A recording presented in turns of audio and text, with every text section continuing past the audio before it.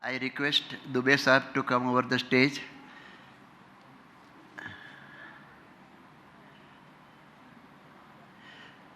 I give other names besides Sri Deepakanand who has come over here, who are going to present their papers in this session are Desh Bahadur Limbu. Professor Desh Bahadur Limbu. Yeah, he is here, please.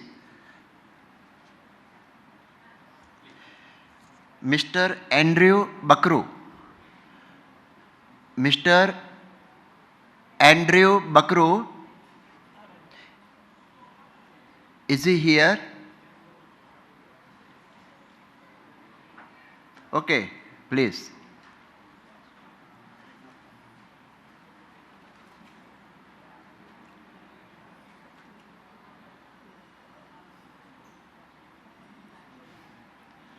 So that all speakers are there. As you know, the time allotted is 15 to 20 minutes to each speaker. Then around 15 minutes we generally keep it for question and answer. So there is now the time is almost as what we need. So we begin. In this session, there are papers on the subject. The first speaker will be Swamy Deepakanand from impure consciousness to pure consciousness. What we listened earlier in ecological issue versus the inner change within man and how this inner change must come, its way. It is in this Vitarag Vignan, the holistic inner science perspective, we will have a view about it. The second paper by Desh Bahadur is a novel topic. It is on towards philosophy of fearism. And I was also trying to understand what this subject is, but I was more, then I found it very much eccentric as well. There is a department of fearism study. And Professor Limbu comes from there. So we will have again the related topic on this consciousness and the character that man has, also collaborating further in our holistic pursuit of understanding of the issue. Then the third speaker, Mr. Andrew, will be speaking on the will and its functional role in action theory, the contribution of will, how to do it. So from that angle he will be speaking. I request first Swamy Deepakanand to present his paper. He is Aptputra of Dada Bhagawan. He is staying at a branch which is near Singod, district Surat. Honorary Chairperson Professor Dubey, Professor Vyas, respected speakers, research scholars, students, participants, and Mahatmas. My special reverence goes to Dada Bhagawan, who initiated me into this holistic science, and a very hearty reverence goes to Param Pujya Sri Kanu Dadaji for nursing me into holistic science. I further thank the APC committee to include my paper into this session.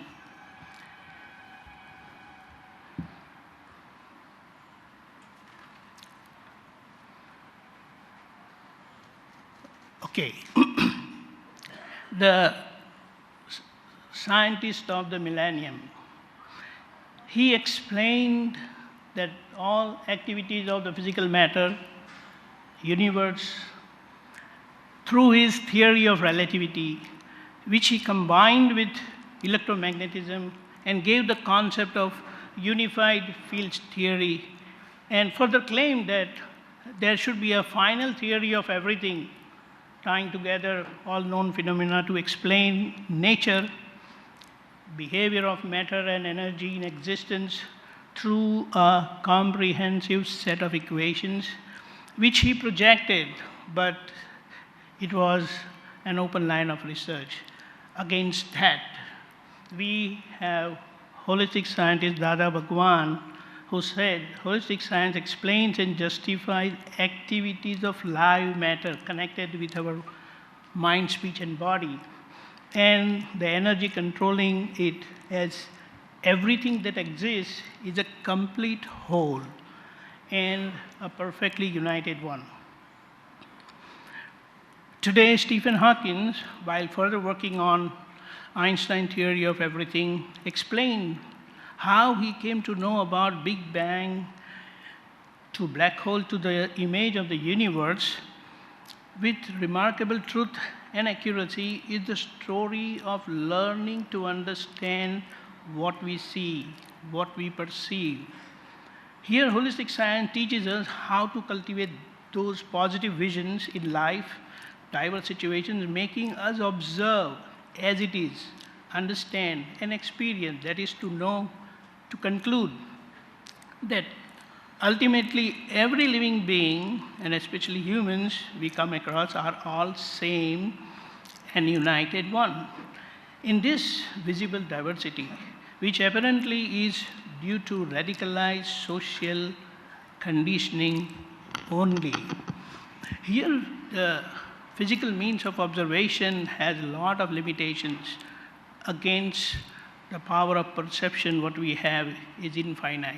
All the absolutes did not use any means to see, understand, and experience everything. And we know that they used the power of their perception, which had become transparent and ultimate. So, as per holistic science, the world is perpetual and it is made up of 6 eternals. Soul, that is pure consciousness, matter, space, element of motion, element of inertia, and time. Our body is also made up of the same 6 eternals. And as the famous Vedic saying goes, as is the body, so is the universe. We had been listening this from last 2 days a lot. Almost all the speakers talked about the same thing. And because everything is holistic, everything is connected. So it is said that if we want to understand the universe, the macrocosm, what you need to do is understand the microcosm, which is our cell, that is our body. So the world is perpetual. It was, it is, and it is going to remain forever. Here we want to recall Einstein's theory of relativity. Matter cannot be created nor destroyed, but can be converted into energy, and vice versa. So here I want to highlight one very important thing. Because of the perpetual nature of the universe, the fact every seeker in his quest of spiritual truth, even while talking to others, in principle, they always talk to their own self. So you will never find any of these great thinkers talking to anyone else, but they had been talking to themselves only. So, as it is said, after all, everything is well connected, complete, and a united one, which we want to establish, we want to understand, and we want to experience through holistic science, which is very well revealed by Dada Bhagawan. The world, what we see, it is said, instrument and instrumentality aspect only. Jagat nimit naimittik hai. Here, Dada's one of the very important and famous and revealing aphorism. I with my is Jivatma, I without my is Paramatma. Here I have elaborated this. In ignorant state, I, that is small I, in that condition, in ignorant state, we have causal ownership. So, along with that, when one lives, His state of being is Anadi Anant, meaning from infinite time he was there, and in this condition of his state of being, he is going to remain for infinite time. That's why it is called as wandering state. He is a world being. This state is called relative, causing new karmas. One totally believes with conviction and decision that I am the name bearer. Here, the professor of psychology, B.F. Skinner, has said, categorically said, that everyone is radically conditioned from his childhood itself, and the wrong beliefs made my consciousness, the I state, impure in the very presence of the perpetual element, pure consciousness. We will see the elaboration of this. When I was born, I was given a name. So my name is Deepakanand is correct. But to say and believe that I am Deepakanand is incorrect, because my and I, they all are always separate. To believe I am Deepak is considered as blunder by the holistic scientists. Body is karmic effect, so there are relations, a wonderful revelation again, wherever there is eye to eye contact, there are relations. Just imagine in this conference, you will not come across everyone eye to eye contact. So we must understand, we can easily understand that we are not related to all of these people, although we are under the same umbrella at this spot. Further, I say I am son because of my relations. I am son, I am brother, I am friend, I am student, I am citizen, I am healthy, I am young, I am engineer. These are considered as second, third, fourth wrong beliefs, and they are identified as mistakes. So here we can say that because of this ignorant state, I become owner of my body. Because of the wrong identity, believing I am Deepak, I have a wrong identity, I have a wrong ownership. Ultimately, I say my body, my speech, my suffering, so I become sufferer also.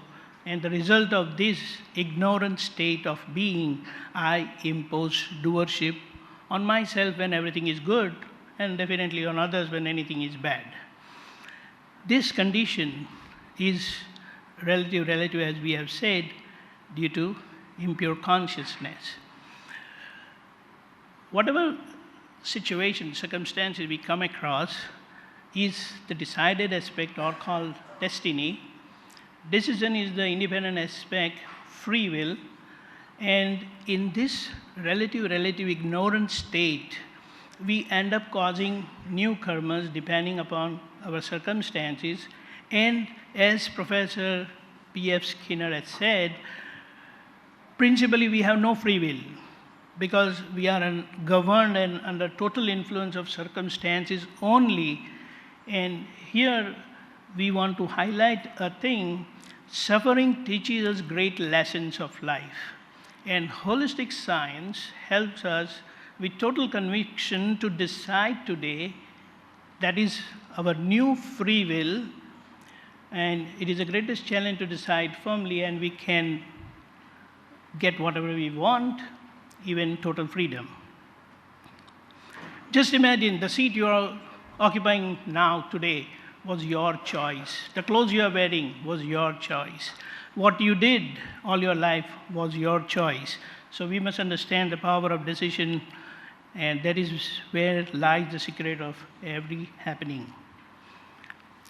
We want to highlight over here a wonderful thing what Stephen Hawking talked about, Big Bang, the karmic charge which takes place because of our ignorant state truly is the Big Bang that occurs in our mind. Nobody can see that, and that is the cause of new karma, new world.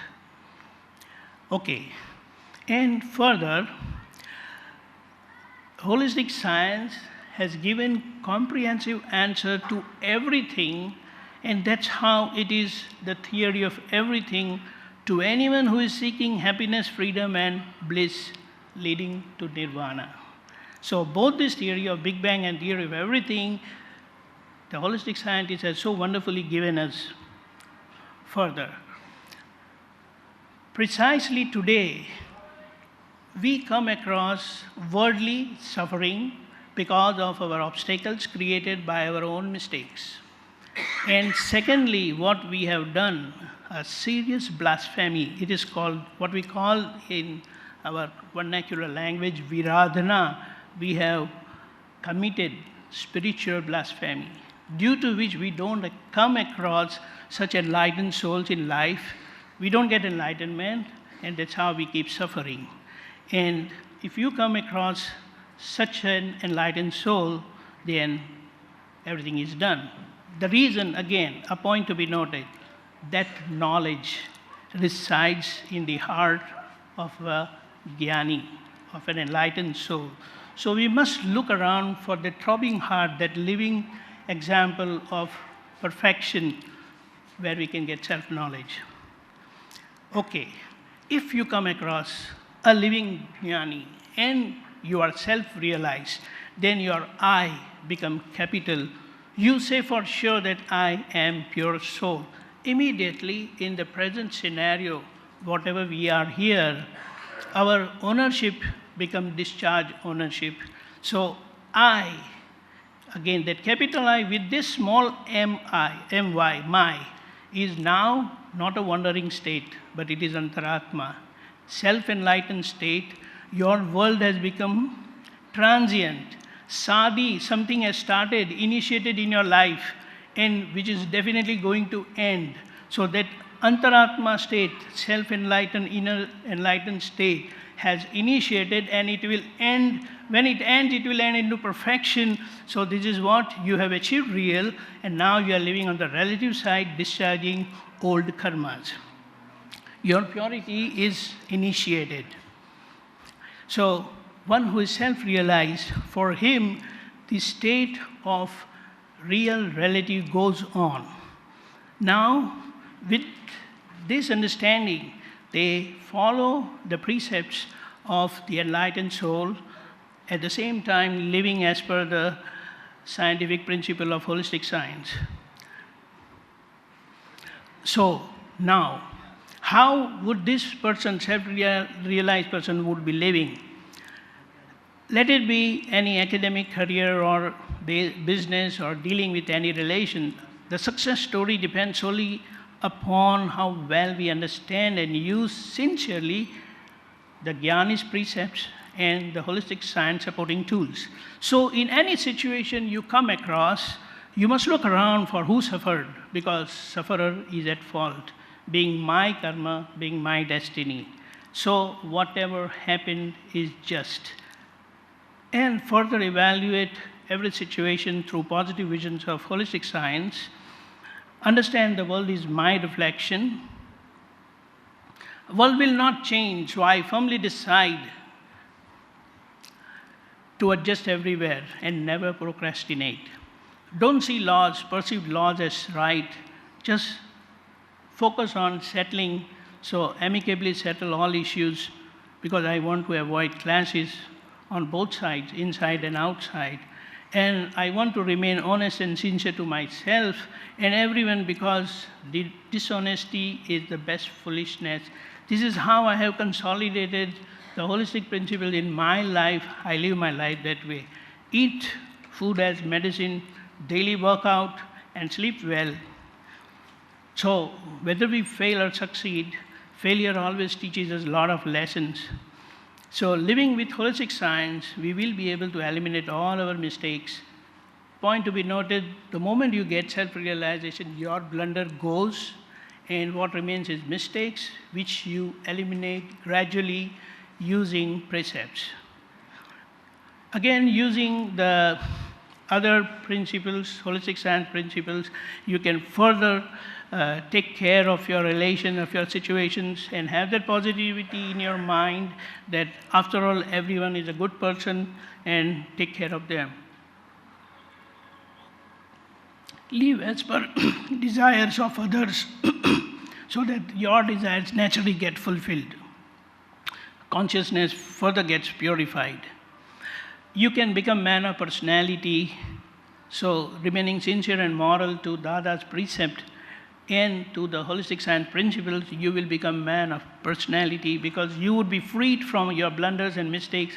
That is your egoism, and that's how personality is going to open. And when a man of personality is around, it is a wonderful saying, whoever who is in his support gets nourished, but whoever who are against him, trying to create chaos or uproar or any disorder, cannot even come close to such a person. They have to just run away. So open your personality trait. Mistakes are bound to occur, but holistic science has given wonderful method of correcting our mistakes and reinforcing the positivity in our life so that we can easily come out of all the mistakes. Wonderful thing, there are certain agencies who prepare people to fight any situations, and that's how even holistic science says, who dares wins. Dare to be sincere and moral, to win, sincere and moral always wins, and you can do it.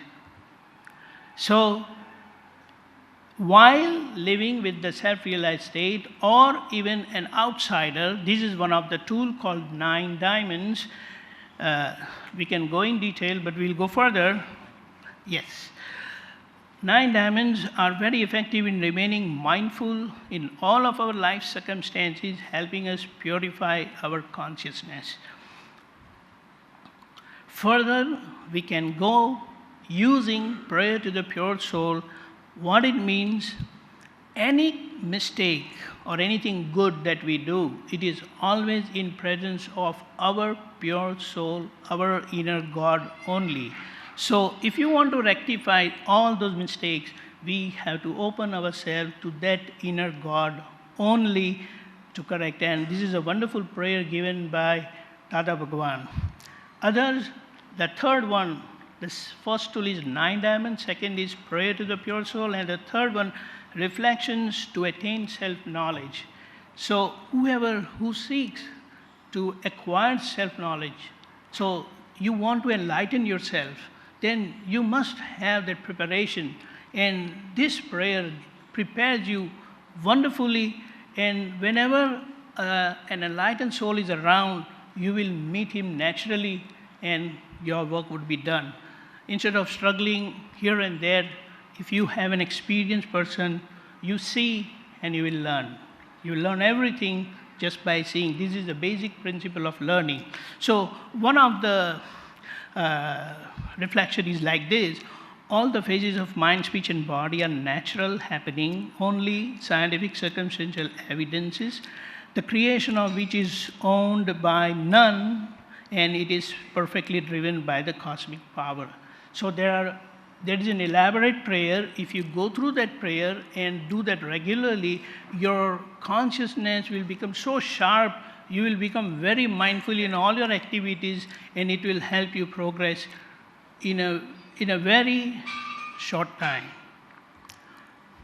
Okay, ultimately you come to the last life, and it is said that when one gets such a kind of realization, at best you can attain completeness is 1 life, and maximum it is 15 lives, and it is given for surety because that level of self-realization is ultimate.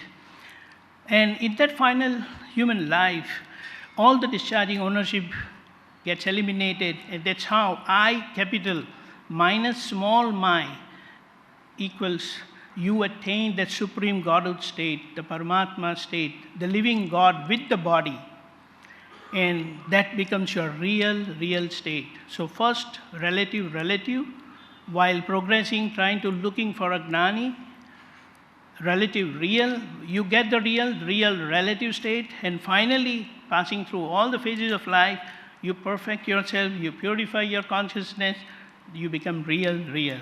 Only finally, one attains nirvana, so pure consciousness prevails as perpetual element, eternal element, and one becomes Siddha. This is not a joke. The same enlightenment Lord Mahavira had received We have all the proofs in the scriptures, same thing with Lord Rama. So, our takeaway for today, we'll just see that.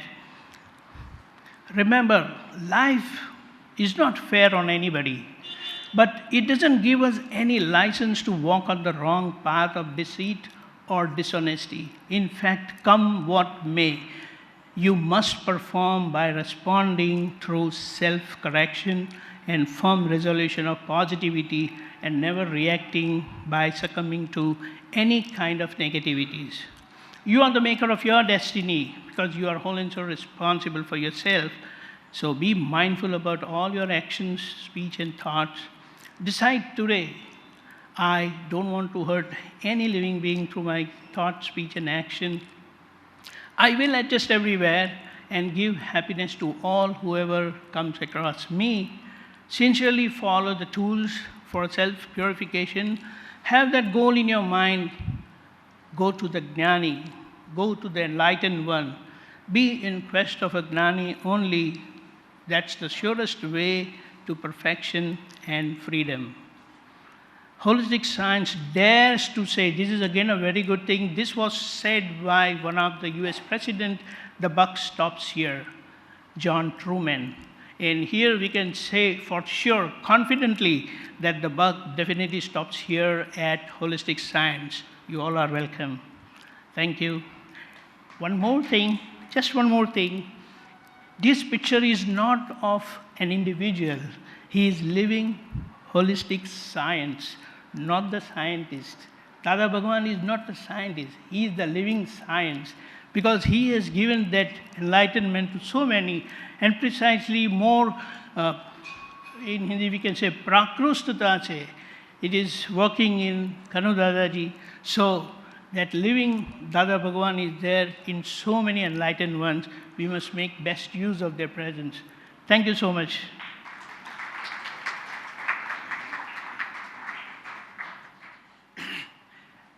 Thank you, Swamy Deepakanand. Generally, we remain restrict to our introductory cards only. He suggested very befittingly how man has a potential to go beyond this continuity of his own introduction always.